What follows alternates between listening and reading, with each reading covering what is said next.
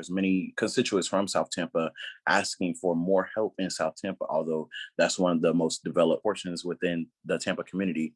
And so a public comment in favor of East Tampa development stated, there's 27 schools is crumbling or failing, housing that a simple rehab can cure a lot of these issues, and they keep getting pushed back because it's not a political favor to make that happen.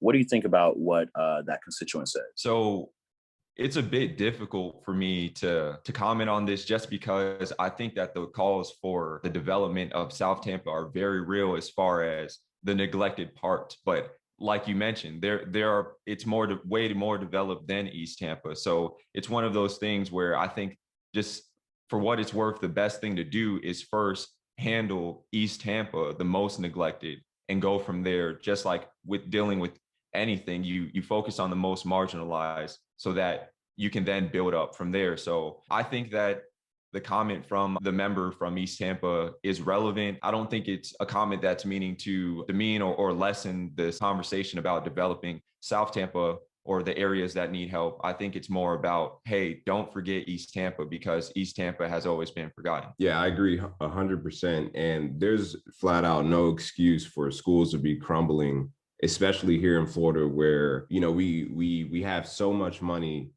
taxes like crazy. Like there's resources there, so that isn't an excuse. And I think one thing that is being underused is that during COVID right now is a crucial time where there's lower capacity of students. If there needs to be construction, you're messing with less students, you know, schedules and stuff like that. Like now would have been a great time to knock out a lot of things, and you can't build up the whole city moving half of the city forward while the other just stays in shambles. Like, it just doesn't make any sense. Like you at least try to get the less of interest places to a certain standard, and then from there, now we have a standard. We're not even there yet. We haven't even brought places up to a standard. So there's been a lot of neglect going on. Thank you, Rosa. I like how you mentioned how, because I didn't even think about that, how like this would be peak time to actually do renovations because there's less students actually inside the school.